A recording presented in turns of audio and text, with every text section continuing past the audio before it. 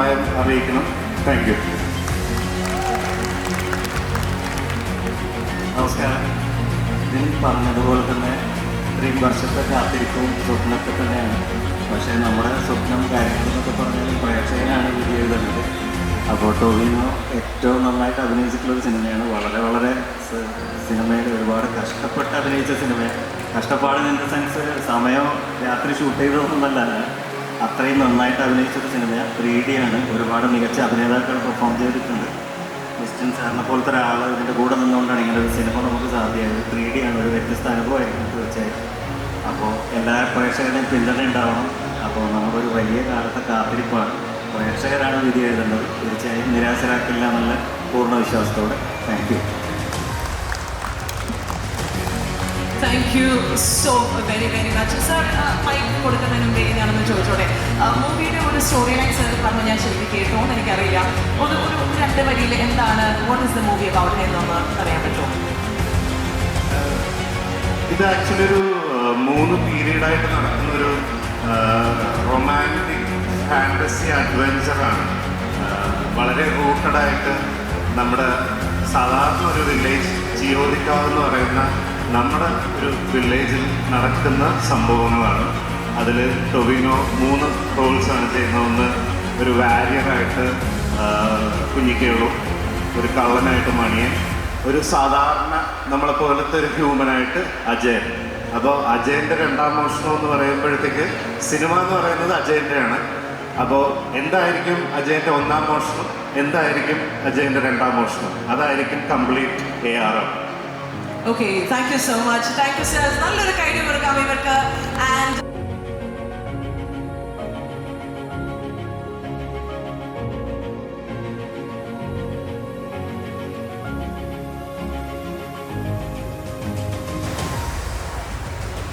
നമസ്കാരം. എല്ലാവരും ഒരുപാട് നാളായിട്ട് വെയിറ്റ് ചെയ്യുന്ന ഒരു സിനിമയാണ് ജിതിൻ ലാൽ. നിരവധി ടീസറുകളായിട്ട് നിങ്ങളിങ്ങനെ കൈ കുറേ നാളായിട്ട് കൊണ്ടു നടക്കുകയാണ്. അതിൽ ഒരെണ്ണം കിട്ടുമ്പോൾ തന്നെ ഭയങ്കര പ്രശ്നമായിരുന്നു. സോ അതിനുശേഷം നമുക്ക് ഇത്രയും വെയിറ്റ് ചെയ്യേണ്ടി വന്നു. കാരണം ഇത് അജയൻ്റെ സിനിമയാണ്. എന്നാൽ അതിനകത്ത് കുഞ്ഞിക്കേളവും മണിയനും എല്ലാം ഉണ്ട്. സാധാരണ നമ്മൾ പറയുമ്പോൾ എവിടെ വായിച്ചിട്ടുണ്ട്, നമ്മളുണ്ടാക്കുന്ന ഫോർച്യൂൺ എന്ന് പറയുന്നത് ഒരു 3 ജനറേഷൻസേ ലാസ്റ്റ് ചെയ്യുള്ളൂ. ഒരു 3ാമത്തെ ജനറേഷൻ ആകുമ്പോഴത്തേക്ക് അത് ക്ഷയിച്ചില്ലാതെയാവും. അപ്പോൾ അങ്ങനെ കുഞ്ഞിക്കേളുവിൻ്റെ ഒരു ഫോർച്യൂണുണ്ട്. അത് മണിയനിലേക്ക് വന്നപ്പോൾ വേറൊരു അവസ്ഥയിലേക്ക് പോയി. അത് ഒരു സാധാരണ മനുഷ്യനായ അജയനിലേക്ക് എത്തിയപ്പോൾ അത് ഒരു ക്ഷയിച്ച അവസ്ഥയിൽ ഒരു സാധാരണക്കാരനായി മാറി. ആ സാധാരണക്കാരൻ്റെ ജീവിതത്തിലുള്ള ഒരു ജീവിതത്തിൽ സർവൈവ് ചെയ്യാൻ കാണിക്കുന്ന ഒരു ശ്രമമാണ് ഈ സിനിമ. സോ അങ്ങനെ ഒരു 3 ഡയമെൻഷൻസിൽ വരുന്ന 3 മനുഷ്യ ഗണങ്ങളുടെ കഥ പറയുന്ന ഒരു കൈൻഡ് ഓഫ് സിനിമയാണ്. അപ്പോൾ അതിലൊരു ഭാഗം ചെയ്യാൻ എനിക്കൊരു അവസരം കിട്ടി. അത് അജയൻ്റെ കാലഘട്ടത്തിൽ ഞാനിതുവരെ ചെയ്തിട്ടില്ലാത്തൊരു കഥാപാത്രം, ചെയ്തിട്ടില്ലാത്ത രീതിയിൽ അതിൻ്റെ വളരെ വൃത്തിയായിട്ട് എഴുതി വെച്ചിരിക്കുന്ന, വളരെ കൃത്യമായിട്ട് എഴുതി വെച്ചിരിക്കുന്ന അതിൻ്റെ റൈറ്റർ സുജിത്തേട്ടൻ, ജിതിൻ അതിനോടൊപ്പം എത്രയോ വർഷമായിട്ട് ഇന്ന് കാണുമ്പോഴും ജിതിൻ അജയൻ്റെ 2ാം മാസം എന്നുള്ള പടം നമ്മൾ ചെയ്യാൻ പോവാണ് എന്ന് പറയുന്ന ഒരു സംഭവം. ഇപ്പോൾ 8 വർഷം. അപ്പോൾ അത് ഫൈനലി അത് ഇവിടെ എത്തിച്ചിരിക്കുകയാണ്. ഒരുപക്ഷേ ഈ 8 വർഷം മുമ്പ് ജിതിൻ ഈ സിനിമ ചെയ്തിരുന്നെങ്കിൽ ഇതിങ്ങനത്തെ ഒരു സിനിമ ആവില്ലായിരുന്നു. അതൊരു കൊച്ചു സിനിമയാവില്ലായിരുന്നു. അപ്പോൾ ആ സിനിമയ്ക്ക് വേണ്ടി എനിക്ക് തോന്നുന്നു ടൊവി അന്നത്തെ ടൊവി അല്ല ഇന്ന് ടൊവി ഒരു കരിയറിൽ ഹാസ് ടേക്കൺ ലീപ്സ് ഈ ഒരു അവസ്ഥയിലേക്ക് എത്തി നിൽക്കുന്നത്. സോ അതിനും അത് പാകപ്പെട്ട് വന്നു. ആൻഡ് മലയാളം സിനിമയാണെങ്കിൽ പോലും നമ്മൾ 5 ഭാഷകളിലൊക്കെ ഇറക്കുമ്പോൾ അതിന് ഉതകുന്ന ഒരു രീതിയിലാണെന്ന് മലയാളം സിനിമ നിൽക്കുന്നത്. And we have A very good producer. നമുക്ക് ഏറ്റവും സീസൺഡ് ആയിട്ടൊരു പ്രൊഡ്യൂസർ നമ്മുടെ ഒപ്പം ഉണ്ട്. സോ അങ്ങനെ ഈ സിനിമ വലിയൊരു സിനിമയായിട്ട് സംഭവിക്കാൻ പോവാണ്. ആൻഡ് ഐ ബിലീവ് എല്ലാവർക്കും അത് ഇഷ്ടപ്പെടുമെന്നും അത് ഗംഭീരമാവുമെന്ന് വിചാരിക്കുന്നു. എനിക്കൊന്ന് ടൊവിയുടെ കരിയറിലെ ബെസ്റ്റ് ആയിരിക്കും. ആൻഡ് ഞാൻ പലതവണ ടൊവിയോട് പറഞ്ഞിട്ടുള്ള പോലെ, ടൊവി ഇനി ഇതുപോലൊരു സിനിമ ചെയ്യരുത്. ഇത്രയും ഹാർഡ്ഷിപ്സ് ഫേസ് ചെയ്തിട്ടൊരു സിനിമ ചെയ്യാൻ ഭയങ്കര ബുദ്ധിമുട്ടാണ്. അത് ഒരു സുഹൃത്തെന്ന രീതിയിൽ ഭയങ്കര മോട്ടിവേറ്റിംഗ് ആണ്. ഇപ്പോൾ നമ്മളേതൊരു സിനിമ കഷ്ടപ്പെടുമ്പോൾ നമ്മൾ പറയുന്നത് ഭയങ്കര സ്ട്രഗിളാണല്ലോ എന്ന് പറയുമ്പോൾ ഇവനിങ്ങനെ കഷ്ടപ്പെടുന്നില്ല, ഇവരെ നമുക്ക് കഷ്ടപ്പെടാം എന്ന് നമുക്ക് തോന്നുന്ന ഒരു എനർജി കിട്ടും. സോ അത്രയും സ്ട്രഗിൾ ചെയ്തിട്ടുണ്ട്. അതിൻ്റെ റിസൾട്ട് എന്തായാലും കിട്ടും. ആൻഡ് ഈ ഇരിക്കുന്ന എല്ലാവരും നിങ്ങളെല്ലാവരും സപ്പോർട്ട് ചെയ്യണം because it's a big deal and ഒരു big round of applause to the director, the actor and everyone here. Thank you so much. Thank you for the support.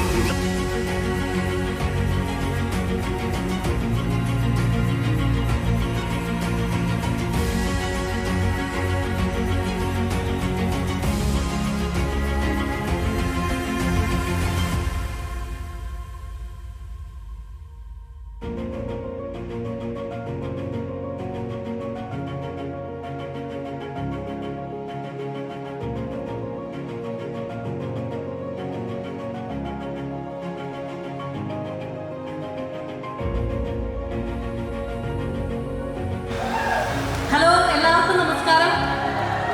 Thank you. എൻ്റെ ജീവിതത്തിൽ, എൻ്റെ അഭിനയ ജീവിതത്തിൽ ഒരു രണ്ടാം ഘട്ടത്തിലേക്ക് പോകുന്ന ഒരു സിനിമയായിരിക്കും ARM എന്ന് എനിക്ക് ഏറെ പ്രതീക്ഷയുണ്ട്. ഇന്ന് നിൻ്റെ മൊയ്തീൻ എന്ന സിനിമയിൽ അഭിനയിക്കാൻ പോയപ്പോൾ അവിടെ അസിസ്റ്റൻറ്റ് ഡയറക്ടറായിരുന്നു ജിതിൻ. അപ്പോൾ ജിതിൻ അന്ന് പറഞ്ഞിട്ടുള്ളൊരു വാക്കാണ്, ഞാൻ എപ്പോഴെങ്കിലും ഞാൻ ചോദിച്ചു, ഇപ്പോൾ അവരെ കണ്ടപ്പോൾ തന്നെ തോന്നി ഭാവിയിൽ ഒരു സിനിമയൊക്കെ എടുക്കാൻ സാധ്യത ഉള്ള ഒരാളാണെന്ന് തോന്നിയിട്ട് ഞാൻ അപ്പം തന്നെ ഒരു ചാൻസ് ചോദിച്ചു, സിനിമയൊക്കെ എടുക്കുമ്പോൾ എന്നെയൊക്കെ വിളിക്കുമോ എന്ന്.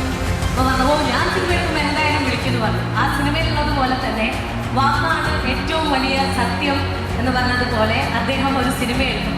അതും ഇത്രയും വലിയൊരു സിനിമ എടുത്ത സമയത്ത് എന്നെ ക്ഷണിച്ചതിന്, വെറുതെ ക്ഷണിച്ചതല്ല, ടൊവിനോയുടെ നായികയായിട്ട് ക്ഷണിച്ചതിന് നന്ദി. ഇതിൽ ഞാൻ കൂടാതെ 2 നായികമാരും കൂടെ ഉണ്ട്, കൃതി ഷെട്ടിയും ഐശ്വര്യ രാജേഷും. അവരിവിടെ ഇല്ലാത്തത് കൊണ്ട് ഞങ്ങളുടെ പ്രിയപ്പെട്ട റൈറ്റർ എന്നെ വിളിക്കുന്നത് ധൃതി ഷെട്ടി എന്നാണ്. 3 പേരും കൂടെ. ഞങ്ങളുടെ റൈറ്ററിൻ്റെ വേറെ കാലത്തെ കഷ്ടപ്പാട്, മണിയൻ എന്ന കഥാപാത്രത്തിൻ്റെ പേരായിട്ടാണ് ഞാൻ അഭിനയിക്കുന്നത്. എൻ്റെ ക്യാരക്ടറിൻ്റെ പേര് മാണിക്യം എന്നുള്ളതാണ്. അപ്പോൾ ഞാൻ ആ ക്യാരക്ടറിന് വേണ്ടിയിട്ട് ടൊവി ഫിസിക്കലി മാത്രമല്ല, ഫിസിക്കലി ഒരു ആക്ടർ ഒരു ചലഞ്ച് എടുക്കുന്നത് അല്ലെങ്കിൽ അത് നമുക്ക് പലർക്കും എടുക്കാൻ പറ്റും. മെൻ്റലി ഒരു ആക്ടർ എന്നുള്ള രീതിയിൽ അദ്ദേഹം പ്രിപ്പയർ ചെയ്തത് ഒരു തിയേറ്റർ ആർട്ട് ഒരു ട്രെയിനറെ വെച്ചിട്ട് അദ്ദേഹം ആ ക്യാരക്ടറിന് വേണ്ടിയിട്ട് പ്രിപ്പയർ ചെയ്യുകയും അദ്ദേഹത്തിൻ്റെ കൂടെ അഭിനയിക്കുന്ന സമയത്ത് നമുക്ക് ആ ഒരു എനർജി, ഞാൻ ടൊവിനോ തോമസ് എന്ന് പറഞ്ഞിട്ടുള്ള ഒരു നായകൻ്റെ കൂടെ അഭിനയിക്കുകയാണെന്ന് എനിക്ക് തോന്നിയില്ല. എൻ്റെ കൂടെ ഏതോ ഒരു തിയേറ്റർ എനർജി, ഒരു തിയേറ്റർ ആക്ടറുടെ കൂടെ പെർഫോം ചെയ്യുമ്പോൾ ഉണ്ടായിട്ടുള്ള അത് പറയുമ്പോൾ തന്നെ എനിക്ക് ആ ഒരു ഇത് ഫീൽ കിട്ടുന്നുണ്ട്. അങ്ങനെയുള്ള ഒരു പെർഫോമൻസ് ആസ് എൻ ആക്ടർ എന്നുള്ള രീതിയിൽ അദ്ദേഹം അടുത്ത ലെവലിലേക്ക്, ഒരു സൂപ്പർ സ്റ്റാറിന് അപ്പുറത്തേക്ക് ഒരു മലയാള സിനിമയിൽ നമുക്ക് പകരം വയ്ക്കാനില്ലാത്ത ഒരു ആക്ടർ എന്നുള്ള നിലയിലേക്ക് അദ്ദേഹത്തിൻ്റെ ഒരു യാത്ര കൂടിയാണ് ARM എന്ന സിനിമ. അതിൻ്റെ പ്രൊഡ്യൂസേഴ്സ്, റൈറ്റേഴ്സ്, ഞങ്ങളുടെ കൂടെ മുഴുവൻ സമയമുണ്ടായിരുന്ന associate directors, assistant directors, makeup, എല്ലാവരുടെയും പ്രൊഡക്ഷൻ്റെയൊക്കെ എല്ലാവരുടെയും പേരെടുത്ത് പറയേണ്ട ഒരു സമയം ഇതാണോ എന്ന് എനിക്കറിയില്ല. എല്ലാവരുടെയും ക്വാക്ടേഴ്സ് ആയിട്ടുള്ള എല്ലാവരുടെയും ഒരു വലിയൊരു ശ്രമം, വലിയൊരു കാത്തിരിപ്പ്. ഞങ്ങളെല്ലാവരും ഏറെ പ്രതീക്ഷയോടുകൂടി കാത്തിരിക്കുകയാണ്. അപ്പോൾ നിങ്ങളെല്ലാവരും 3Dയിൽ തന്നെ നല്ല തിയേറ്ററിൽ പോയിട്ട് ഇത് എക്സ്പീരിയൻസ് ചെയ്യണം. Thank you. Thank you so much ma'am. എല്ലാവർക്കും നമസ്കാരം. കുറച്ച് നേരത്തെ ഞാൻ ഈ സ്റ്റേജിൽ തന്നെ ഇവിടെ നിൽക്കൊണ്ടായിരുന്നു. നുണക്കുഴിയായിരുന്നു ബാക്കിൽ അന്നേരം. വീട്ടിപ്പോൾ അജയൻ്റെ 2ാം മോഷണം എന്ന് പറയുന്ന വലിയ സിനിമയുടെ ഭാഗമായിട്ട് ഇവിടെ വന്ന് നിൽക്കാൻ സാധിച്ചതിന് ഒരുപാട് സന്തോഷം. എന്നെ സംബന്ധിച്ചിടത്തോളം വളരെ പേഴ്സണലി ഫേവറേറ്റ് ആയിട്ടുള്ള ഒരു സിനിമയും കൂടെയാണ്.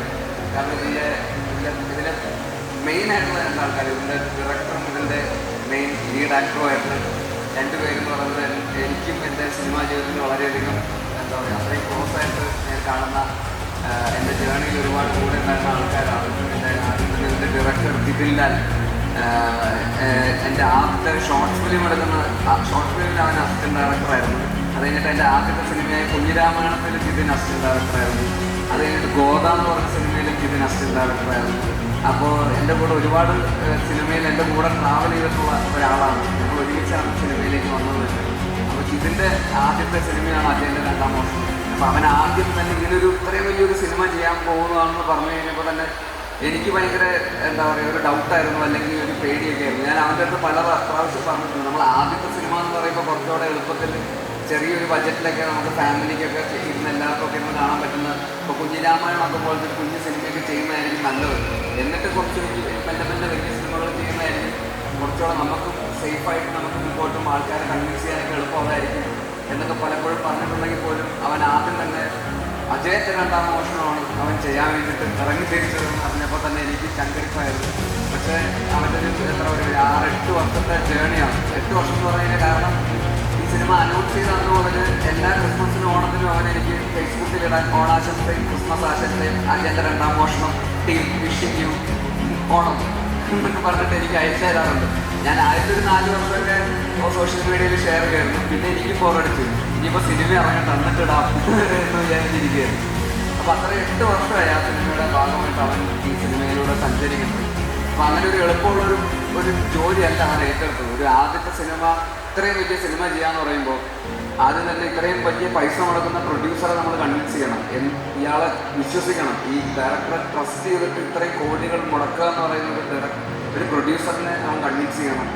ഇത്രയും എഫേർട്ട് എടുക്കാൻ വേണ്ടിയിട്ട് ആക്ടേഴ്സിനെ ഒരു ഡയറക്ടർ എന്നുള്ള രീതിയിൽ അവൻ കൺവിൻസ് ചെയ്യണം. ആദ്യത്തെ സിനിമ ചെയ്യാൻ പോകുന്നത് ഒരു ഡയറക്ടറിന് വേണ്ടിയിട്ട് ഒരു ആക്ടർ 100-150 ദിവസമാണ് ഈ രാത്രിയും പകലും കിടന്ന് കഷ്ടപ്പെട്ട് പണിയെടുക്കുന്നത്. അപ്പോൾ അത്രയും ദിവസം ഒരു എഫേർട്ട് ഒരു ജീവിതത്തിൻ്റെ ഒരു മെയിൻ ഫേസ് തന്നെ അയാൾക്ക് വേണ്ടി ഡെഡിക്കേറ്റ് ചെയ്ത് അയാളെ വിശ്വസിച്ച് മുന്നിട്ടിറങ്ങാന്ന് പറയുന്നത് ആ ഡയറക്ടറിന് ആ അഭിനയിതാക്കളെയും അതുപോലെ തന്നെ കൂടെ വർക്ക് ചെയ്യുന്ന ടെക്നീഷ്യൻസ്, ഇതിൻ്റെ ക്യാമറമാനും എഡിറ്ററും മ്യൂസിക് ഡയറക്ടറും എല്ലാ ടെക്നീഷ്യൻസിനെയും ഒക്കെ കൺവിൻസ് ചെയ്ത് ഒരു കുടക്കീഴിൽ എല്ലാവരെയും തൻ്റെ വിഷനിനോട് ചേർത്ത് വിട്ടുകൊണ്ട് കൊണ്ടുപോകുക എന്ന് പറയുന്നത് ഒരു ഡയറക്ടർ എന്നുള്ള രീതിയിൽ ഭയങ്കരമായിട്ടുള്ള കമ്മിറ്റ്മെൻറ്റും ഡെഡിക്കേഷനും മെൻ്റലി കുറേ കൂടെ നമ്മൾ സ്റ്റേബിൾ ആയിരിക്കണം. ഈ പറയുന്ന ഭയങ്കര പ്രഷർ നമുക്ക് വരുന്ന സിറ്റുവേഷൻസ് ഉണ്ടാവും. ഈ പറയുന്ന പല പല പ്രശ്നങ്ങളാണ് നമ്മൾ ഈ പ്രോസസ്സിനിടയിൽ 8 വർഷത്തിനിടയിൽ ഉണ്ടാകുന്ന പ്രശ്നങ്ങൾ. എൻ്റെ എക്സ്പീരിയൻസ് വെച്ചിട്ട് എനിക്ക് പറയാൻ പറ്റും ഒരുപാട് പ്രശ്നങ്ങൾ ഫേസ് ചെയ്യേണ്ടി വരും. ഷൂട്ടിംഗ് സമയത്ത് ക്രൈസിസ് മാനേജ്മെൻറ്റ്, ആ വേദം എന്നൊക്കെ പറഞ്ഞ് പല 100 കണക്കുള്ള പ്രശ്നങ്ങളാണ്. ഈ പ്രശ്നങ്ങളൊക്കെ ഒരു ഫുൾ ഹെഡഡായിട്ട് ഡീൽ ചെയ്യാൻ പറ്റുക, ഇതെല്ലാം കൂടെ ഡീൽ ചെയ്ത് അവസാനം നല്ല ക്വാളിറ്റി ഔട്ട്പുട്ട് ഉണ്ടാക്കിയെടുക്കുക എന്നൊക്കെ പറയുന്നത് അത്ര നിസ്സാരമായിട്ടുള്ളൊരു കാര്യമല്ല.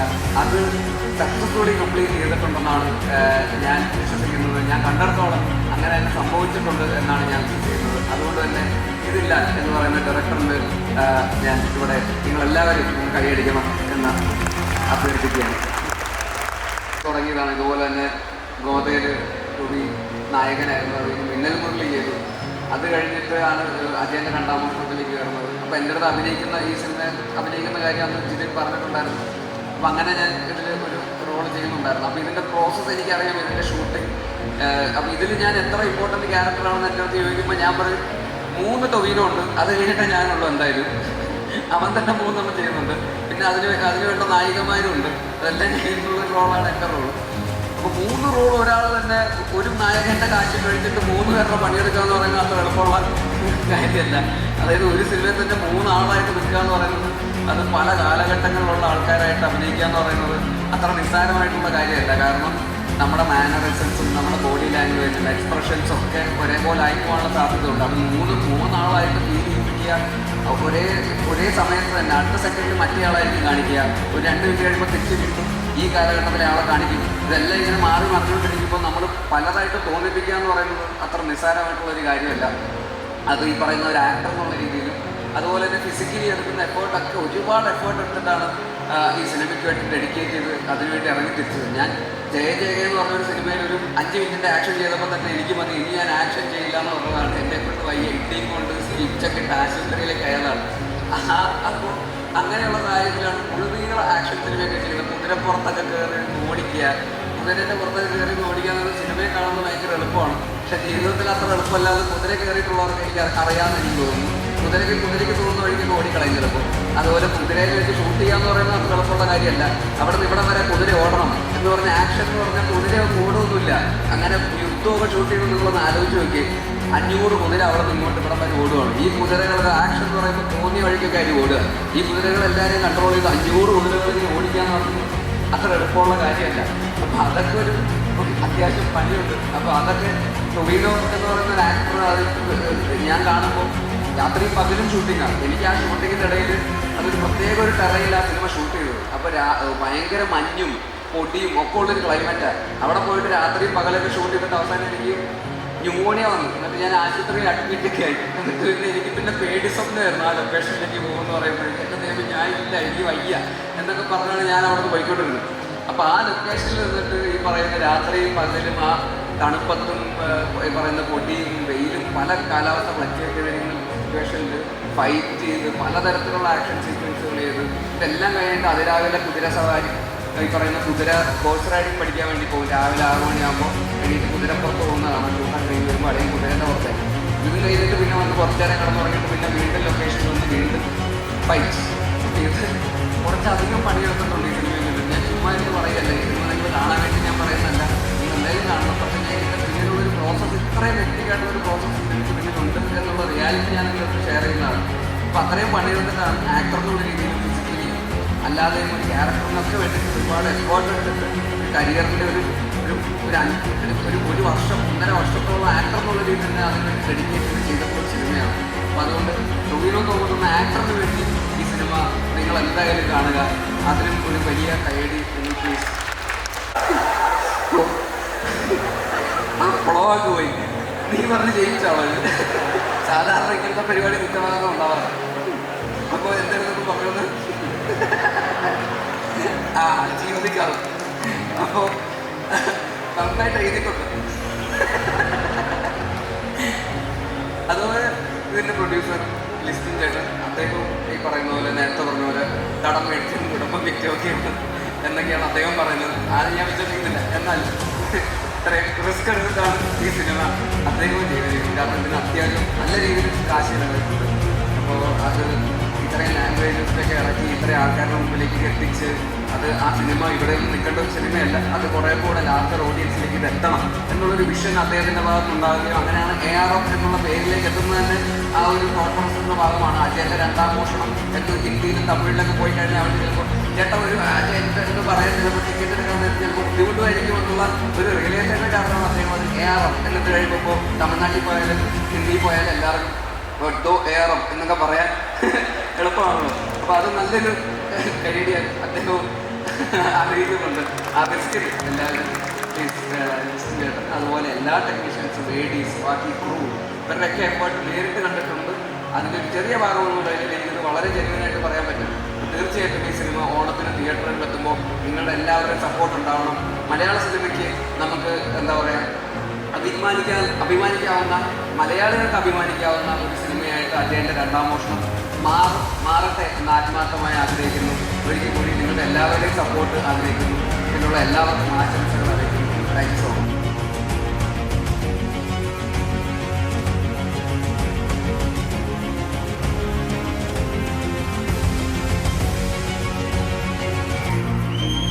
ഹലോ, എല്ലാവർക്കും നമസ്കാരം. താങ്ക് യു സോ മച്ച് ഞങ്ങളുടെ ഈ ഒരു സന്തോഷത്തിന് ഞങ്ങളുടെ കൂടെ വന്നതിന് ഒരുപാട് സന്തോഷം. നേരത്തെ യൂണീക്ക് എന്ന് പറഞ്ഞിട്ട് ഞങ്ങളുടെ സ്റ്റൈലിസ്റ്റ് ചതിച്ചതാണ് എനിക്കും ബേസിലും ഒരേ കളറിലുള്ള ഷർട്ടും പാൻറ്റും ഷൂസും തന്നത്. മസ്റ്റർ ഹംസയ്ക്ക് നന്ദി. അപ്പോൾ ഈ സിനിമയെപ്പറ്റി ഈ സിനിമയുടെ ഭാഗമായിട്ടുള്ള എല്ലാവരും കുറേ സംസാരിച്ചു. ഇതൊക്കെ തന്നെയാണ് ഞാനും സംസാരിക്കാൻ വെച്ചിരുന്നത്. അത് അവരെല്ലാം സംസാരിച്ച സ്ഥിതിക്ക് എനിക്ക് പറയാനുള്ളത് ഒരുപാട് നന്ദിയാണ്. ഇത്രയും കാലം സപ്പോർട്ട് ചെയ്തതിന് നിങ്ങളോടെല്ലാവരോടും നന്ദി. അതോടൊപ്പം എന്നും എന്നെ ഞാൻ വിശ്വസിച്ചതിനേക്കാൾ കൂടുതൽ വിശ്വസിച്ചിട്ടുള്ള എൻ്റെ കൂട്ടുകാരാണ് എനിക്ക് നല്ല സിനിമകൾ തന്നിട്ടുള്ളത്. അതിലൊന്ന് ബേസിൽ അടുത്ത് ജിതിൻ. മുമ്പും ഈ കല്ലുമാലയും ഒക്കെ ചെയ്യുന്ന സമയത്ത് എനിക്ക് ചെയ്യാൻ പറ്റുന്ന കാര്യങ്ങൾ എന്ന് ഞാൻ വിചാരിച്ചിരുന്ന കാര്യങ്ങളെക്കാൾ കൂടുതൽ എന്നെക്കൊണ്ട് ചെയ്യിക്കുന്ന നല്ല സംവിധായകനായിട്ടുള്ള സുഹൃത്തുക്കളുണ്ടായത് എൻ്റെ വലിയ ഭാഗ്യമായിട്ട് ഞാൻ കാണുന്നു. പിന്നെ ഈ സിനിമയുടെ ഓരോരുത്തർ ജിതിൻ എൻ്റെ അടുത്ത് ഇത് പറയുന്ന സമയത്ത് മുതൽ സുഹിത്തേട്ടനുണ്ട്. ആദ്യം ആ സ്വപ്നം കണ്ടു തുടങ്ങിയത് ജിതിനും സുഹിത്തേട്ടനും കൂടിയിട്ടാണ്. പിന്നെ ആ സ്വപ്നത്തിലേക്ക് ഞാൻ വന്നു. അങ്ങനെ ഓരോരുത്തരായിട്ട് വന്നു. ഇപ്പോൾ ആ സ്വപ്നം ഓൾമോസ്റ്റ് നമ്മൾ ആ സ്വപ്ന സാക്ഷാത്കാരത്തിലേക്ക് പറയണ്ടായിരുന്നു. സ്വപ്ന സാക്ഷാത്കാരത്തിലേക്ക് ഞങ്ങൾ അടുക്കുകയാണ്. അപ്പോൾ ഇതിൻ്റെ കൂടെ സപ്പോർട്ട് ചെയ്ത് കട്ടയ്ക്ക് നിന്ന ഒരു പ്രൊഡ്യൂസർ ഞങ്ങൾക്ക് ഉണ്ടായിരുന്നു. അതല്ലെങ്കിൽ ഇങ്ങനൊരു സിനിമ ഞങ്ങൾക്ക് ചിന്തിക്കാൻ പോലും പറ്റില്ലായിരുന്നു. പ്രിയപ്പെട്ട ലിസൺ സ്റ്റീഫൻ, നിങ്ങൾ കടം മേടിച്ചിട്ടുണ്ടെങ്കിൽ നിങ്ങൾ കടം കൊടുക്കുന്ന ആളായി മാറട്ടെ. നിങ്ങൾ വീട് വിറ്റിട്ടുണ്ടെങ്കിൽ നിങ്ങൾക്ക് ഒരുപാട് വീടുകൾ വാങ്ങാൻ പറ്റട്ടെ. ഈ പണം കൊണ്ട് ഈ സിനിമയിൽ വർക്ക് ചെയ്ത ഓരോരുത്തർക്കും, ഈ സ്വപ്നത്തിൻ്റെ കൂടെ നിന്ന ഓരോരുത്തർക്കും ജീവിതത്തിൽ വലിയ വലിയ വിജയങ്ങളും വലിയ വലിയ സന്തോഷങ്ങളും തുടർന്ന് ഉണ്ടാവട്ടെ എന്നാണ് ഞാൻ ആഗ്രഹിക്കുന്നത്. ഈ സിനിമയിൽ അഭിനയിച്ചിട്ടുള്ള എല്ലാവരുടെയും ഏറ്റവും നല്ല വേഷങ്ങളിലൊന്നായിട്ട് ഈ സിനിമയിലെ വേഷങ്ങൾ മാറട്ടെ. ഇതിൽ വർക്ക് ചെയ്തിട്ടുള്ള ടെക്നീഷ്യൻസിൻ്റെ എല്ലാവരുടെയും എല്ലാം നല്ല ടോപ്പ് നോച്ച് ടെക്നീഷ്യൻസാണ് ഈ സിനിമയിൽ വർക്ക് ചെയ്യുന്നത്. പക്ഷെ എങ്കിലും അവരുടെ കരിയറിലെ തന്നെ വളരെ പ്രധാനപ്പെട്ട ഏറ്റവും നല്ല സിനിമകളിൽ ഒന്നാവട്ടെ ഈ സിനിമ എന്ന് ഞാൻ ആഗ്രഹിക്കുന്നു, പ്രതീക്ഷിക്കുന്നു. പിന്നെ ഈ സിനിമ കുറേ കാലങ്ങളായിട്ട് ഈ സിനിമയെ പറ്റി സംസാരിക്കുന്നതാണ്. എൻ്റെ കഴിഞ്ഞ ഒരു 4-5 സിനിമകളുടെ റിലീസിൻ്റെ സമയത്ത് എൻ്റെ അടുത്ത് ഇതിൻ്റെയും എമ്പുരാൻ്റെയും അപ്ഡേറ്റ്സ് ചോദിച്ചിരുന്നു. അപ്പോൾ ഈ സിനിമയെ നിങ്ങൾ ശ്രദ്ധിച്ചതിൽ ഒരുപാട് നന്ദി. ഇത്രയും കാലം ഈ സിനിമ എടുക്കുക എന്ന് പറയുന്നത് ഒട്ടും എളുപ്പമുള്ള ഒരു പ്രോസസ്സ് അല്ലായിരുന്നു. ഇതിനെ ആ ഒരു ചിന്തയിൽ നിന്ന് എഴുത്തിലേക്കും എഴുത്തിൽ നിന്ന് വിഷ്വലിലേക്കും എത്തിക്കുന്നതിൽ ഇപ്പോൾ അതിൻ്റെ അവസാന മിനുക്കുപണികളാണ് നടന്നുകൊണ്ടിരിക്കുന്നത്. അതിൽ ഒരുപാട് പ്രശ്നങ്ങളും ഒരുപാട് പ്രതിസന്ധികളും ഒക്കെ നമ്മൾ നേരിടേണ്ടി വന്നിട്ടുണ്ട്. അതിനെല്ലാം നമ്മൾ ഒരു കൂട്ടമായിട്ട് നിന്ന് തരണം ചെയ്യാൻ പറ്റി. ആ തരണം ചെയ്തതിൻ്റെ ഭാഗമായിട്ട് വലിയൊരു സൗഹൃദം ഞങ്ങളുടെ എല്ലാവരുടെയും ഇടയിൽ ഉണ്ടായിട്ടുണ്ട്.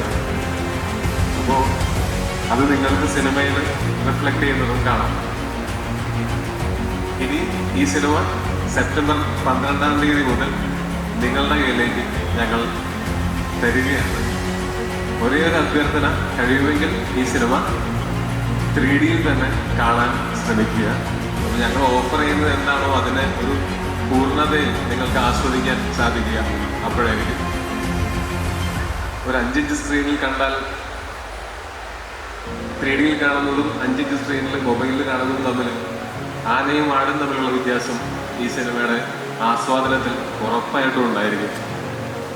പ്രധാനമായിട്ടും ഇത്രയ്ക്കൊക്കെ കാര്യങ്ങളാണ് പറയാനുള്ളത്. ഇനി തുടർന്ന് ഈ സിനിമയുടെ അപ്ഡേറ്റ്സും ഈ സിനിമയുടെ ഇതിപ്പോൾ തുടക്കമാണ്, ആദ്യത്തെ ഇവൻ്റാണ് ഈ സിനിമയുടെ. നേരത്തെ പറഞ്ഞതുപോലെ ഞങ്ങൾ ആഗ്രഹിച്ചിരുന്ന പോലെ ഞങ്ങളുടെ പ്രൊഡ്യൂസർ ഞങ്ങൾക്ക് എല്ലാ ഇൻഡസ്ട്രിയിലെയും ഏറ്റവും നല്ല ആൾക്കാരെ ഡിസ്ട്രിബ്യൂട്ടേഴ്സായിട്ട് തന്നിട്ടുണ്ട്. ഞാൻ കുറേ കാലമായിട്ട് ആഗ്രഹിച്ചിരുന്ന, സ്വപ്നം കണ്ടിരുന്ന ഒരു കാര്യമാണ് മറ്റ് ഭാഷകളിലെ സിനിമകൾ ഇവിടെ നമ്മുടെ ഒരു മലയാളം സിനിമയോടൊപ്പം മലയാളം സിനിമ റിലീസ് ചെയ്യുന്ന അത്രയും പ്രാധാന്യത്തോടുകൂടി തന്നെ റിലീസ് ചെയ്യപ്പെടുന്നത് നമ്മൾ കഴിഞ്ഞ കുറേ വർഷങ്ങളായിട്ട് കാണുന്നുണ്ട്. അതേപോലെ നമ്മുടെ മലയാളം സിനിമയ്ക്ക് അതിനുള്ള അർഹതയുണ്ടെന്നാണ് ഞാൻ വിശ്വസിക്കുന്നത്. മലയാളം സിനിമകൾ മറ്റ് ഇൻഡസ്ട്രികളിൽ അവിടെ ശ്രദ്ധിക്കപ്പെടുന്ന പോലെ സംസാരിക്കപ്പെടുന്നുണ്ട് ഓൾറെഡി. പക്ഷേ ഇതിനേക്കാൾ സംസാരിക്കപ്പെടുന്ന രീതിയിൽ അവിടെ എത്തിക്കാനായിട്ട് നമുക്ക് നല്ല ഡിസ്ട്രിബ്യൂട്ടേഴ്സിന് ഒരുക്കി തന്ന പ്രൊഡ്യൂസർക്ക് പ്രത്യേകം നന്ദി.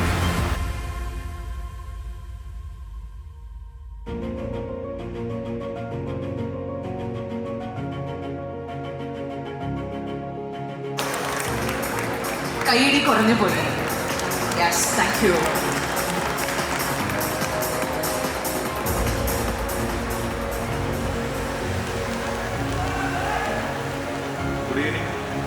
വളരെയധികം സന്തോഷമുണ്ട്. ARM എന്ന സിനിമയുടെ മുമ്പ് ഇതിൻ്റെ ടൈറ്റില് അജയൻ്റെ രണ്ടാം മോഷണം എന്ന് തന്നെയാണ്.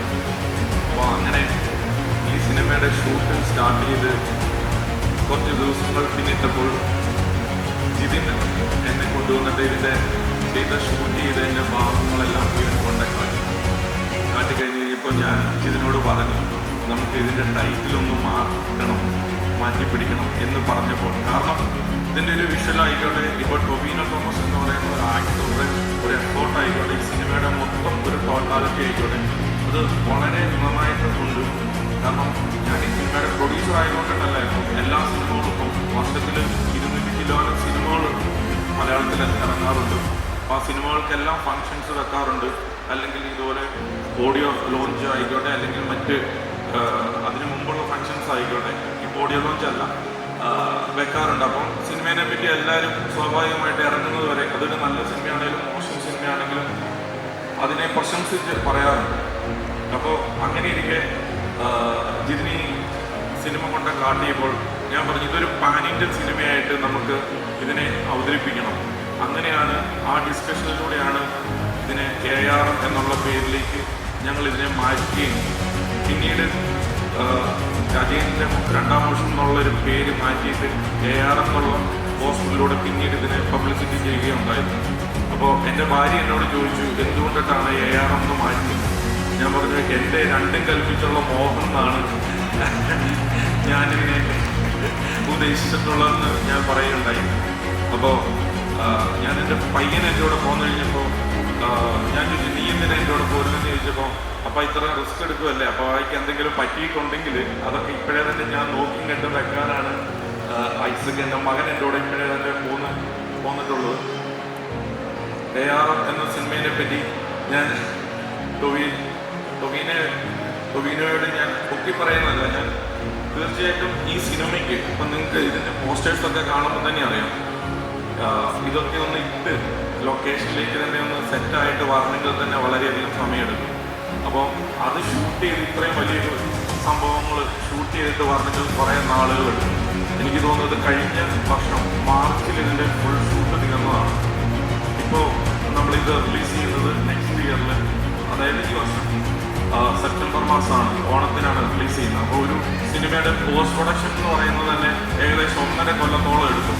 ഈ 1.5 കൊല്ലത്ത് സാധാരണഗതിയിൽ നമുക്കൊരു 3-4 സിനിമകൾ നിർമ്മിക്കാനായിട്ട് സാധിക്കും. സാധാരണഗതിയിൽ അത്രയും സമയം തന്നെ ഇതിൻ്റെ പോസ്റ്റ് പ്രൊഡക്ഷൻ എടുത്തിട്ട് അത്രയും സമയം ഇതിനു വേണ്ടി സ്പെൻഡ് ചെയ്തിട്ടുണ്ട് ഇതിൻ്റെ പോസ്റ്റ് പ്രൊഡക്ഷൻ ആയിക്കോട്ടെ. അതുപോലെ തന്നെ ഞങ്ങൾ ഈ സിനിമ ഓരോരുത്തർക്ക് കൊടുക്കുമ്പോഴേ ഇതിൻ്റെ VFX ചെയ്യാനായിക്കോട്ടെ 3D ചെയ്യാനായിട്ട് ഇത് കൊടുക്കുമ്പോഴും അവരൊക്കെ ഭയങ്കര എക്സൈറ്റഡ് ആയിരുന്നു. അങ്ങനെ ഇരുന്നപ്പോഴാണ് നമ്മൾ ഈ സിനിമ ഏറ്റവും നല്ല രീതിയിൽ റിലീസ് ചെയ്യണം. അപ്പോൾ മലയാളത്തിൽ ടൊവിനോയുടെ സിനിമ എങ്ങനെയാണോ റിലീസ് ചെയ്യുന്നത് അതുപോലെ തന്നെ ആ രീതിയിൽ തന്നെ ഈ സിനിമ എല്ലാ ലാംഗ്വേജിലും, ഹിന്ദിയിലായിക്കോട്ടെ, തെലുങ്കിലായിക്കോട്ടെ, കന്നഡയിലായിക്കോട്ടെ, തമിഴിലായിക്കോട്ടെ, എല്ലായിടത്തും ഇതേ വലുപ്പത്തിൽ തന്നെ റിലീസ് ചെയ്യണം എന്നുള്ള ഉദ്ദേശം കൊണ്ടിട്ട് ഞങ്ങൾ ഈ സിനിമ എല്ലാവരെയും കാണിച്ചു, ഏറ്റവും ടോപ്പായിട്ടുള്ള ഡിസ്ട്രിബ്യൂട്ടേഴ്സിന്. അങ്ങനെ ഈ സിനിമ കാട്ടിയതിൻ്റെ പശ്ചാത്തലത്തിൽ AR എന്ന് പറയുന്ന സിനിമ കന്നഡയിൽ റിലീസ് ചെയ്യുന്നത് ഓംബാലെ എന്ന് പറയുന്ന ബിഗ് പ്രൊഡക്ഷൻ ഹൗസാണ്. അതുപോലെ തന്നെ ഈ സിനിമ ഹിന്ദിയിൽ ചെയ്യുന്നത് ഇപ്പോൾ KGF പോലെയുള്ള, കാന്താര പോലെയുള്ള എല്ലാ വലിയ ചിത്രങ്ങളും അവരുടെ ബാനറിൽ വരാറുണ്ട്. അതുപോലെ അനിൽ കടാനിയാണ് ആണ് ഈ സിനിമ ഹിന്ദിയിൽ റിലീസ് ചെയ്യുന്നത്. തെലുങ്കിൽ ഈ സിനിമ ചെയ്യുന്നത് തെലുങ്കിലെ നമ്പർ 1 പ്രൊഡക്ഷൻ ഹൗസായ മൈത്രി മൂവി മേക്കേഴ്സാണ് ഈ സിനിമ തെലുങ്കിൽ റിലീസ് ചെയ്യുന്നത്. അപ്പോൾ ഞങ്ങൾക്ക് ഇനിയും ഇതുപോലെ തന്നെ ഒരു ഫംഗ്ഷൻ വേറൊരു സ്ഥലത്തും അടുത്ത ദിവസം ഉള്ളതാണ്. അപ്പം എല്ലാം കൂടെ ഒരു സ്ഥലത്ത് പറയാൻ പറ്റിയില്ലാത്തതുകൊണ്ടിട്ട് തമിഴിൻ്റെ കാര്യം മാത്രം അടുത്ത ദിവസം ഞങ്ങൾ റിവീൽ ചെയ്യുന്നതാണ്. എനിവേ വളരെയധികം സന്തോഷം. ഇങ്ങനെയൊരു സിനിമ എഴുതിയ സുജിത്തിനായിക്കോട്ടെ, ഇങ്ങനെയൊരു സിനിമ ഡയറക്റ്റ് ചെയ്ത ജിതിനായിക്കോട്ടെ, ഒരിക്കലും ഇതൊരു പുതിയ സംവിധായക സിനിമയാണ് ആരും പറയത്തില്ലാത്ത വിധത്തിലാണ് ജിതിൻ ഈ സിനിമ സംവിധാനം ചെയ്തിരിക്കുന്നത്. അതുപോലെ തന്നെ ഇപ്പോൾ എല്ലാ പടങ്ങളും ഹിറ്റടിച്ചുകൊണ്ടിരിക്കുന്ന ബേസിൽ, അപ്പോൾ ബേസിൽ ഈ സിനിമയുടെ ഒരു വലിയ ഭാഗമാണ്. ബേസിലിന് ഡയറക്റ്റ് ചെയ്യാനായിട്ട് സമയമില്ലാത്തതുകൊണ്ടിട്ടായിരിക്കാം ജിതിൻ ഈ സിനിമ ഡയറക്റ്റ് ചെയ്യുന്നതെന്ന് ഞാൻ വിശ്വസിക്കുന്നു. അപ്പോൾ ഒരിക്കൽ കൂടി ഇതിൽ അഭിനയിച്ച എല്ലാ ആർട്ടിസ്റ്റുകളായിരുന്നു, സുരഭി ആയിക്കോട്ടെ, മറ്റെല്ലാ ആർട്ടിസ്റ്റുകളും, ഇതിൽ പ്രവർത്തിച്ച എല്ലാ ടെക്നീഷ്യന്മാർക്കും ഒരിക്കൽ കൂടി ആശംസകൾ നേർന്നുകൊണ്ടും ഇനി ഈ സിനിമ ഓണത്തിന് വരുമ്പോൾ നിങ്ങളുടെ എല്ലാവരുടെയും സപ്പോർട്ട് ഈ സിനിമയ്ക്ക് ആവശ്യമാണ്. കാരണം അത് അത്രയൊരു എഫേർട്ട് ഒരു ഫിലിം മേക്കർ എന്നുള്ള രീതിയിൽ ഡയറക്ടർ, ടൊവിനോ, ഇതിനകത്തെ ആർട്ടിസ്റ്റ്, ടെക്നീഷ്യൻസ് എല്ലാവരും എടുത്തിട്ടുണ്ട്.